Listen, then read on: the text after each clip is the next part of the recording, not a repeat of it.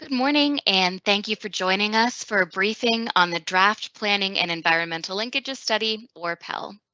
Our presenters today are PennDOT Secretary Yasmin Gramian and PennDOT's Alternative Funding Program Director, Ken McLean. Just a few housekeeping notes before we begin. We will be taking questions at the end of the program. So please submit any questions into the Q&A box on your screen. And if we don't get to your question during our meeting today, we will respond to those questions and share those responses with you later. Again, thank you so much for joining us. And now I'm going to turn things over to Secretary Gramian to kick us off. Secretary? Thank you, Alexis. Good morning, all, and thank you for joining us today. Over the past year, we've had many conversations on the dire state of transportation funding. You've been hearing from us all on all calls and meetings that despite rising traffic and freight travel in our state, the funds available to maintain our transportation system have not kept pace with our needs. This is due to the eroding value of the gas tax and uncertainty in future funding. We've also been sharing numbers and charts on how the investment needs are outgrowing our current funding and how this gap is getting worse every year to the tune of $8.1 billion this year. That's why we launched PennDOT Pathways. Through Pathways, we're analyzing new future-focused sources of funding for our transportation system so we can better serve our communities by providing a safe, more reliable, more equitable, more accessible transportation network while creating good paying jobs. So next slide. We have a huge responsibility. PennDOT is responsible for supporting every mode of transportation in the state, from roads and bridges to ports and bicycle lanes. But one of our major needs right now is in our highway and bridge program. PennDOT is responsible for maintaining, restoring, expanding nearly 40,000 miles of highway and roughly 25,000 bridges. We have an enormous responsibility to the traveling public. Our network is one of the largest in the country. Our average bridge is over 50 years old. Next slide. So where do we get our funding? Let's break down how we fund our highways and bridges. There are some revenues collected from licensing, general funds, and the federal government. But our largest source of revenue, 74%, comes from state and federal gas taxes. Next slide. We are very much dependent on gas tax, but gas taxes have become a less predictable source of revenue for transportation agencies across the country. Passenger vehicles have become more fuel efficient, and you add to that the evolution of electrical vehicle technology that will further reduce the revenues from the gas tax. In fact, auto manufacturers planning on spending $225 billion in developing the new technology on electrical vehicles. In January, General Motors announced that they will go all electronic on their vehicles by 2035, and this will continue to be the trend in the industry. In addition to passenger cars, trucks are moving forward towards electronic technologies. Some segments of the trucking industry, such as vans, box trucks, are also looking at this, which all combined is making our revenue challenges worse. Next slide. This challenge is not unique to Pennsylvania, though. In this chart, the green line indicates annual gallons of gas consumed per vehicle. You can see that from 1993 to 2019, there's been about a 6% decrease. When we look at the blue line, which indicates the purchasing power of $1, we can see that there has been more than a 40% decrease from 93 to 2019. The combination of less consumption and lack of adjustment for inflation is causing the revenue from gas tax to be unreliable and not sustainable to meet our needs. Next slide. Let's talk about our needs. We've also been sharing numbers and charts on how the investment needs are outgrowing our current funding and how this gap is getting worse every year. Today, our current highway and bridge funding need is $15 billion, but our budget is only $6.9 billion for highways and bridges. We have investment needs that exceed our current funding, and this deficit gets worse every year. As shown here, today we have an annual highway and bridge funding gap of $8.1 billion, as I mentioned before, but over the next 10 years, this highway and bridge funding gap is projected to grow to $12.6 billion annually. Next slide.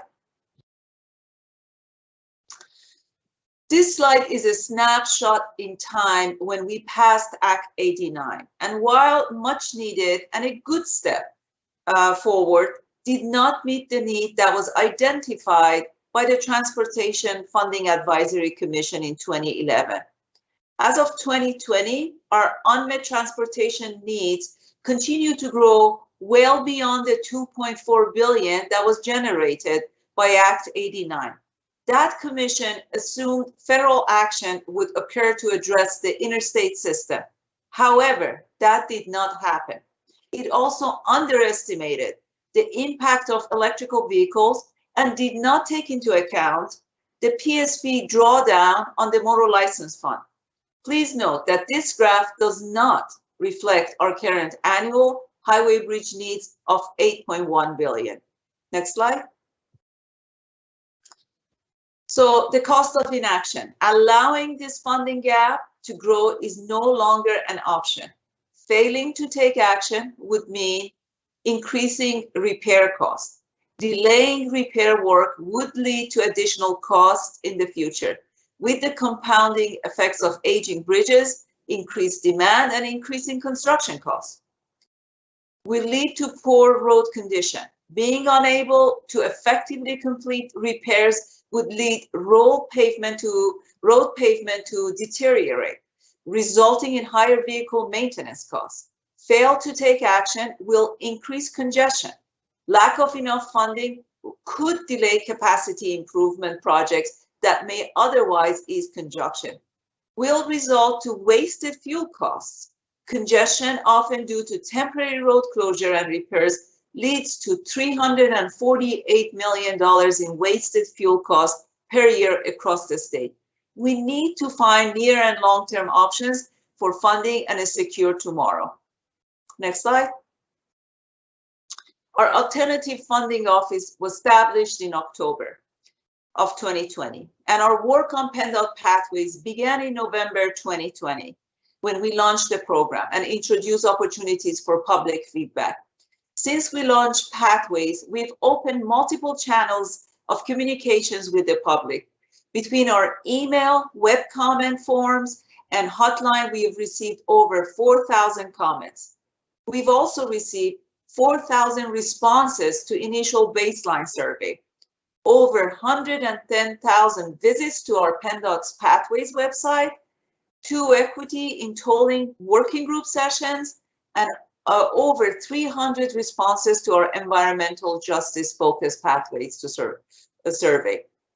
So now I will turn it over to Ken McLean, Director of Alternative Funding Office, to provide you with updates on Pathways. Thank you. Great. Thank you very much, Madam Secretary, and good afternoon, everyone. Thanks for spending an important part of your day with us to learn a little bit more about the Planning and Environmental Linkages document and study that PennDOT has undertaken and what that means moving forward. So next slide, please. PennDOT Pathways, you can see that's kind of the brand name that PennDOT has established, a forward-thinking moniker that kind of tries to identify various alternative funding strategies moving forward. We began, as the Secretary mentioned, back in November of last year, launching what's called a Planning and Environmental Linkages Study. That we refer to that as a PEL for short, so I'll probably try to save myself some time and energy here and refer to it as a PEL as we move forward. So you know, the Pell study will serve as a living document to help guide the funding solutions that we will be looking to implement into the future. So the Pell is just a study document. It's a programmatic document that's going to lay out what the methodologies are for PennDOT looking forward in looking at some of these future funding options. We will also be doing NEPA for each of these funding options, like we're doing for the Major Bridge P3 initiative right now, which would be the detailed environmental analysis. Those are the statutory analyses that has to be done as a requirement set forth by the Federal Highway Administration for NEPA. So an early finding of the Pell, if you look on this document, you can see that there are various alternative funding strategies mentioned. The top 4 being congestion pricing, corridor tolling, mileage-based user fees, and fees and taxes. They're future initiatives. They're more mid and long-term solutions. The bottom 2 being managed lanes and bridge tolling are what we're referring to as potential near-term solutions. They're solutions that could be implemented in a 2 to 4 year time frame. We have not begun at all pursuing the managed lanes concept, and that's why it's showing as a future initiative, but it still can be potentially delivered in 2 to 4 years once we start. Bridge tolling, very early on in our Pell process, we identified bridge tolling as a potential short-term solution that we chose to start to advance. So that's embodied by the Major Bridge P3 initiative that you've been hearing a lot about most recently. The results of this Pell study will be shared with the newly formed Transportation Revenue Options Commission, or the TROC, as they begin to assess various strategies for phasing out of Pennsylvania's gas tax and raising sustainable revenues for future of generations of Pennsylvanians moving forward. Next slide, please. So what exactly is a Pell? A Pell study integrates the planning and environmental phases of a program or its project development. You know, by integrating environmental analysis steps during planning, the results can be incorporated into subsequent environmental documents prepared in accordance with preliminary engineering and NEPA, which is the National Environmental Policy Act, without repeating those steps, thereby promoting some sort of efficiency and potentially accelerating project delivery. So if you look at the graph that's in front of you, it's just a circular graph, and it starts in the blue circle and it moves in a clockwise direction. So every project that PennDOT undertakes goes through this project development process. So first off, we have the planning stage. Planning stage of project development is pretty much working with the STC, working with all the metropolitan planning organizations, the rural planning organizations in the state, developing PennDOT's long-range plan, the 12-year program, and then the first 4 years of that 12-year program, which is referred to as the TIP, or the Transportation Improvement Program. Once projects are planned and programmed, they then start and they move into what's called the NEPA phase, or preliminary engineering. That's where we do all of our hard environmental studies. You can see where the Pell study intersects between planning and NEPA. It's just a programmatic guidebook that helps us strategize how we're going to be looking at preliminary engineering for any of these projects, and it helps us to streamline those efforts moving forward. After continuing that circle, after moving out of environmental, you then move in the final design and right-of-way acquisition. You know, that's where PennDOT or our engineers develop plans, specifications, and estimates for projects, and we acquire the necessary real estate and right-of-way acquisition to be able to build the facilities moving forward. We put that package out on the street for the contracting community to bid on. They then go through and they construct it. PennDOT inspects it over time, and eventually at the end of construction, PennDOT would accept ownership of that facility, and then we begin a long operation and maintenance period. So, you know, every road that's out there, we own and maintain. You know, that's on the state system. I should caveat that with. And, you know, we do various preventative maintenance projects, rehabilitation projects to extend the life cycle. But at the end of every asset, there is a definitive life cycle. You know, and right now we're experiencing that with many of the major bridge projects that we're talking about. You know, 60, 65 years of age, they're coming up at the end of their useful life cycle, and they need to be replaced. And when any asset in our inventory hits that stage of their life cycle, it's then time to start planning and programming new projects to replace them. And that's exactly what we're trying to do now with the Major Bridge P3 initiative. And then we'll start that clock all the way around again.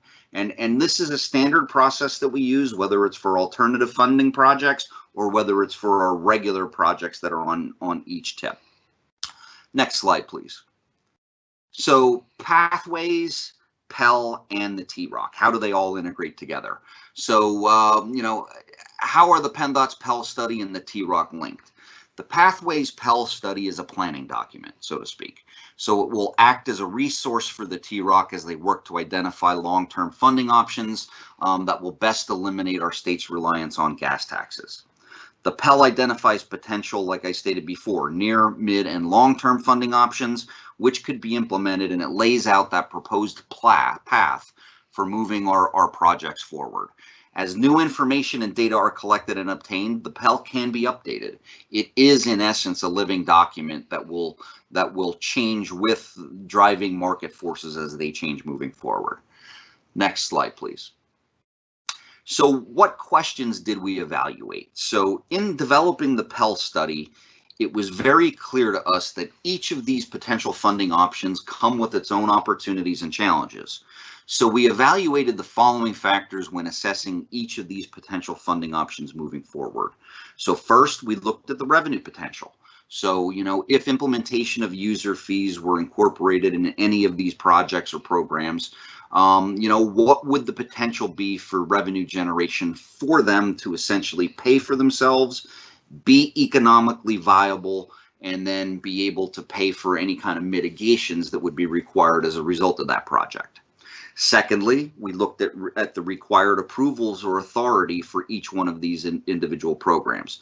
So when I go through those 6 or 7 different alternate funding strategies, I will be kind of helping to inform you of what's required from the federal government, what's required at the state level as we implement the moving forward.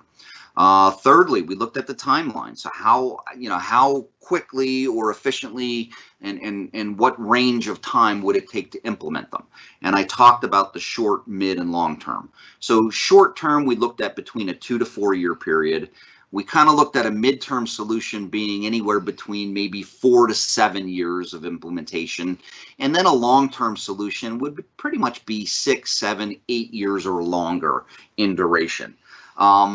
They're typically a little bit more complicated. They're a little bit more grand in scope.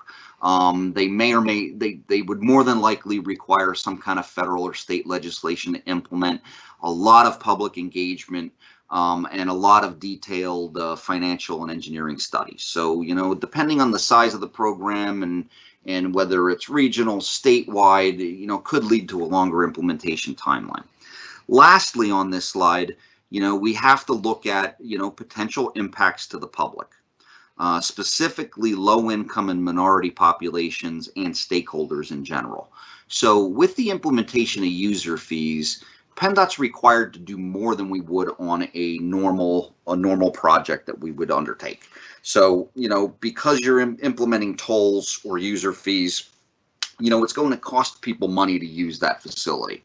So, you know, there's a specific requirement that we look at low income and minority populations as part of that process. And then I'll get into the whole diversionary route analysis that we also have to do.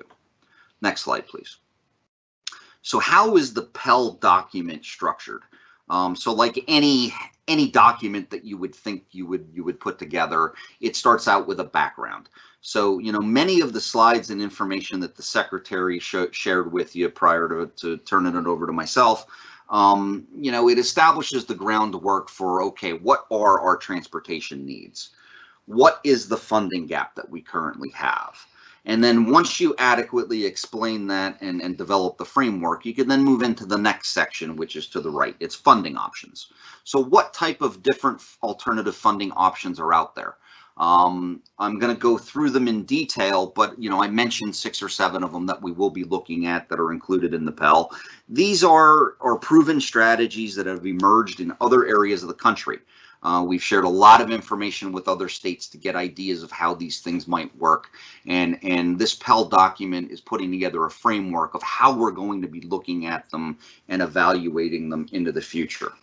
You move down to the bottom left, it's environmental effects. So identification of the methodology for addressing environmental effects of the solutions, including effects on low income and minority populations. Like I said before, that is unique to any user fee-based program. And then lastly, public and agency outreach. We're trying to put together a framework for how we're going to go out. Since this is the first time with user fees, what are we going out to? How are we identifying different minority, low-income populations? How do we engage the community? So I'm proud to say that, just during the Major Bridge P3 initiative, we've met with the EPA, we've met with the Federal Highway Administration, we've met with various representation of equity groups for underserved populations in Pennsylvania. We've reached out to those groups and asked them, how do we identify where these pockets of citizens are? What is the best way to engage them? How can we provide them with an adequate voice moving forward to give us the necessary information that we would require as we implement these programs? So it's very robust as it relates to equity moving forward. And if you've heard anything from the federal government with their looking at their jobs plan, equity is definitely a very important topic at the federal government level, as we speak, and that's getting, obviously cascaded downward to the states, and quite frankly, it's just the right thing to do. Next slide, please. So potential funding options, I kind of touched on this a little bit before. You can see the near-term options: bridge tolling, managed lanes; medium or long-term, congestion pricing, corridor tolling, mileage-based user fees, fees and tax increases. Of the many alternative funding strategies studied in the Pell, we identified a few that we believe could be advanced in the near future, and several others that would take a much longer time to implement and require further analyses. Some of the options might work better in certain scenarios and locations than others, quite frankly. As we studied these funding options, we considered how different strategies could work together as both near and medium to long-term solutions. One update from when we originally announced Pathways, based on continued assessment, is we've changed the estimated timeline for potential managed lanes. We haven't begun implementing it yet, but as we learned more about managed lanes concepts, it seems like it could be implemented on a faster timeline than some of the other ones. So we now believe that it could be advanced within the next 2 to 4 years. But once again, we haven't even started it yet, but we will be undertaking that, once this Pell gets done. Remember that the Pell study prior to the TROC being formed and the draft and final versions of the Pell will be provided to the TROC for their consideration and use moving forward. So next slide, please. I want to talk about the first option that we're exploring, which is the bridge tolling option. As previously mentioned, the most immediate potential funding solution is bridge tolling.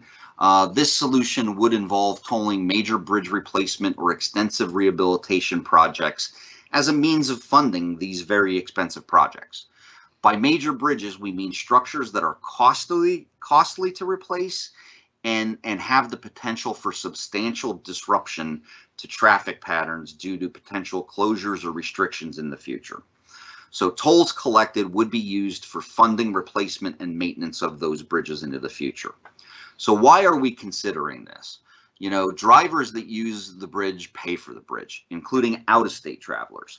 Authority exists at the federal level through 23 U.S.C. 129 for states to toll bridges as a means of paying for replacement or rehabilitation. So in essence, we already have federal enabling legislation to do this program. Pennsylvania state law requires that tolling use a public-private partnership. And we received Pennsylvania P3 board approval on November 12th of 2020. Because legal or legislative action is not required, bridge tolling can be implemented more quickly than many of the other alternative funding options. There are 137 toll bridges in the country today. tolling has been proven to be a means of funding major bridges in other areas of the country. So how would the implementation work? As all of you are aware, PennDOT did announce the 9 candidate bridge projects for this program on February 18th of 2021, earlier this year. Once we made that announcement, that enabled us to move in earnest to do many of the technical studies and environmental reviews that would be required to implement the program. We've just begun the NEPA process. So with the NEPA process, National Environmental Policy Act, we are going to be looking at diversion routes, quantifying the diversion routes, the impacts of diversions, and trying to mitigate those diversions. We will be looking at environmental justice, which is the low-income minority populations, trying to look at impacts to communities and trying to mitigate those impacts. If you want to learn more about these projects, you can visit our website at penndot.gov/funding. Next slide, please. Managed lanes, that's the other near-term solution that we're going to be looking at. We haven't started looking at it yet, but we will once the PEL is finalized. Managed lanes are basically added capacity to existing highways. And then you would, in essence, charge a user fee or a toll for traffic to use that newly expanded capacity. You look at some other parts of the country. Virginia and Maryland have high occupancy vehicles or HOV lanes. That can pretty much be construed as a managed lane type project. Carpooling through the use of HOVs, we could end up giving a discount for tolls or free tolls to be able to encourage people to ride share as much as possible to reduce congestion on highways. So this option is different, that it offers a choice to drivers. They would pay a fee to use those new lanes, or they can continue to use the existing lanes, for free, albeit at a much longer and less predictable time frame. Why are we considering this? So drivers using managed lanes typically receive consistent, reliable travel times, and it gives drivers a choice. The added capacity managed lanes can also result in better flow in the general purpose lanes. So, the more people that opt into using the expanded capacity and pay the toll to use it, that's one less car that's in the existing, already congested. So it could end up helping both the existing capacity and the managed lane capacity. So how would implementation work? Managed lanes, they work best in corridors with recurring peak period congestion. And what do I mean by that? It can't be a road that just has sporadic congestion. So it has to be a road that's highly congested, that it's predictable, consistent congestion during certain, periods of time.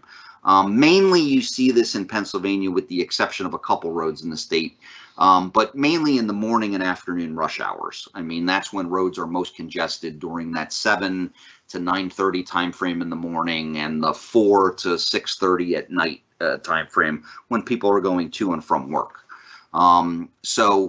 There are some other roads, specifically in the southeastern part of the state, that are congested all day long, like the Schuylkill Expressway, but that's pretty much how a managed lane would work. When we would select potential candidates for this, we would be considering factors such as connectivity to the network, congestion levels, and the travel time associated with how people are going. Next slide, please. The next option we're looking at is congestion pricing. This is a midterm option. Congestion pricing is a form of tolling where all users driving in a specific zone or corridor are charged variable fees based on how congested the roadway is. So, they call that variable tolling, variable rate tolling. A toll may be higher during congested periods. So that morning peak time, that afternoon peak time, when the need of the highway is most congested, that you may have higher tolls. And the reason there is we'd like to try to influence driving patterns. So try to encourage people to use transit, try to encourage people to carpool, try to encourage people to use alternate routes, try to encourage people to travel during off-peak times instead of the conventional morning and afternoon rush hours. So all of those options would result in freeing up capacity and reducing congestion in these corridors. These are typically, urban centers. And one of the benefits is that you know, better air quality and more reliable travel times for people. So how would it be implemented? You know, congestion pricing would be considered in urban areas where roadway congestion is a consistent problem. Once again, very predictable, very consistent, very repetitive.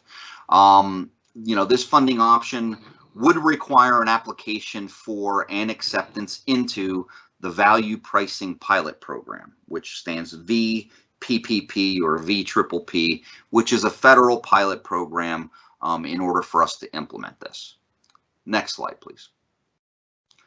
Corridor tolling. This is a long-term solution. You can see 6+ years to advance it. You know, this involves tolling of interstates and expressways based on the distance traveled along that facility. So all lanes within that corridor would be tolled, not like the managed lane concept. It would be all of them. And then those toll revenues or user fees would be collected in order to pay for the reconstruction or rehabilitation of that roadway. The turnpike is an example of this.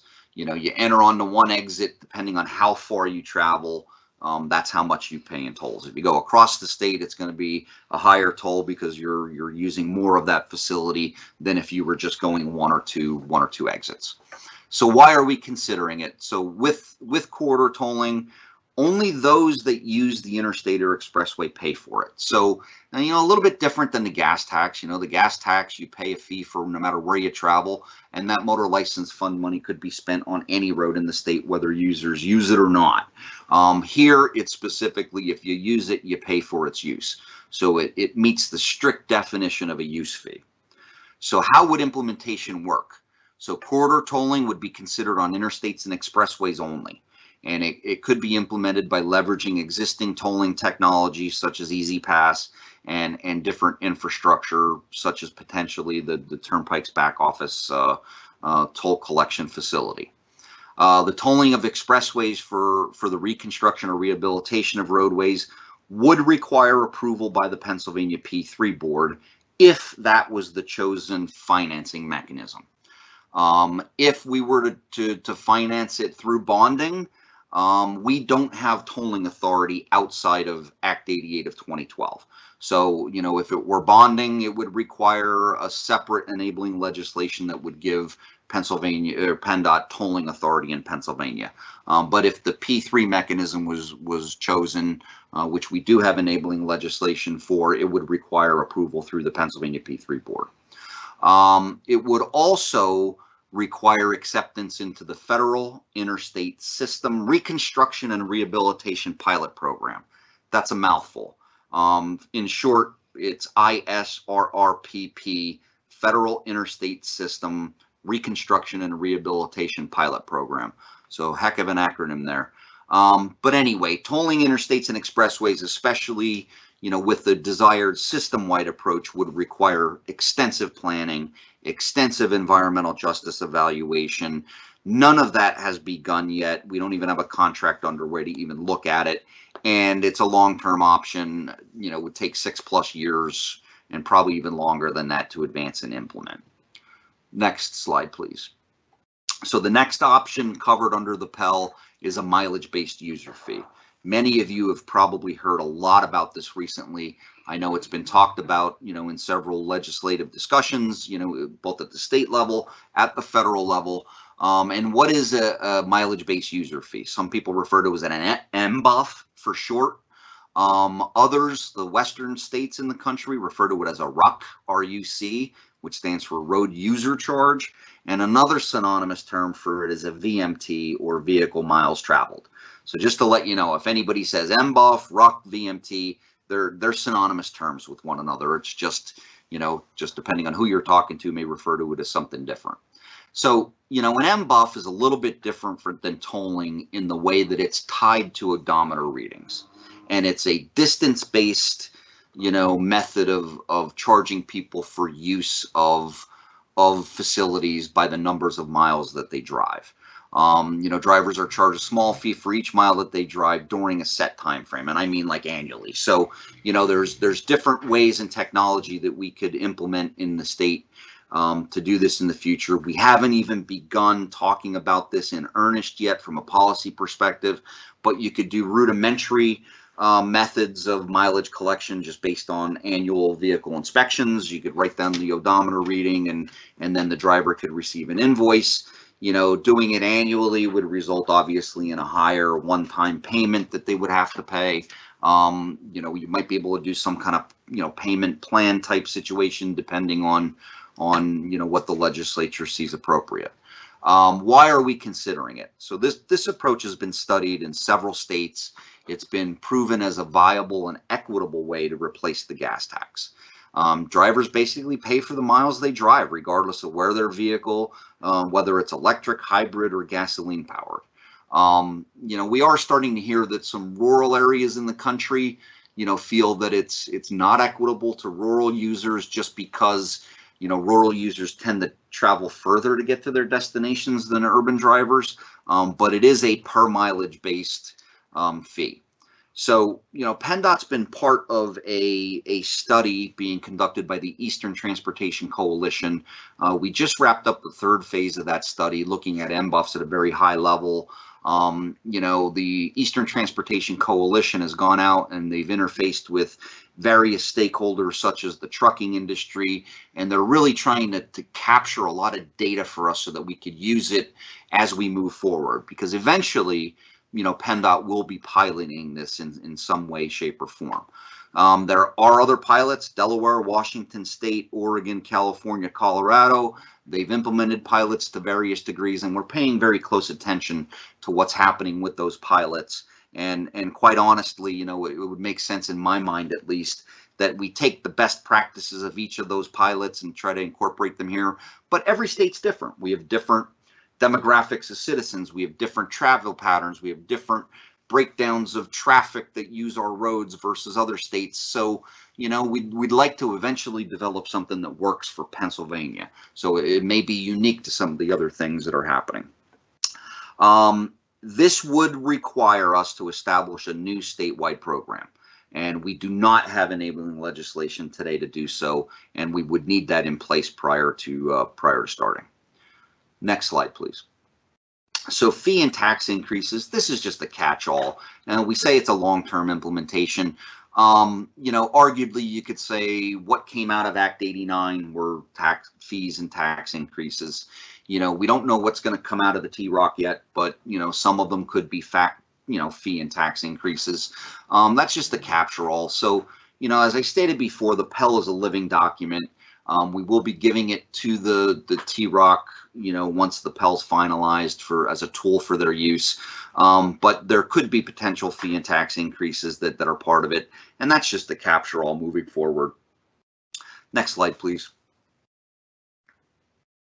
Funding option implementation. So the first thing we have to do is, depending if it's a P3 or not a P3, we'd have to secure the necessary approvals to move forward, first of all. Then second of all, we'd have to physically identify candidate projects. What projects, what corridors, what would work as a managed lane, what might work as a congestion pricing option. MBUF for VMT is a little bit different, but identify through studies what could potentially work as projects. Once the project is identified, then we would have to go through the thorough environmental review process. And that's the stage that we're in right now with the Major Bridge P3 initiative, for the bridge tolling initiative. We are now conducting these robust federally mandated studies. There's a detailed and financial model that has to be done. We did macro level models to show that they were viable, and now we have to go into a more micro level model to actually analyze all of the costs down to granular detail to make sure that these things can produce the revenue necessary to be part of any of these programs. You have to look at NEPA, National Environmental Policy Act. You have to look at natural resources, cultural resources, impacts to communities.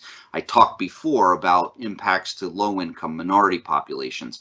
That's a little bit different than what we do have environmental justice we have to look on in every project, but anything that uses a user fee has to have a different set of criteria to see if you're disproportionately impacting these communities. Diversion routes, that's something that we really have to look at, because there could be impacts to secondary roads and communities as a result of avoiding tolls, and we would have to quantify those potential impacts and mitigate those impacts. And then lastly, opportunities for public involvement. So the Pell really helped us try to set a groundwork for how we're going to engage the public, which segments of population we're going to be reaching out. I mentioned before that we had two equity groups that were formed, and we're really talking and reaching out. We need to figure out how to do normal public engagement.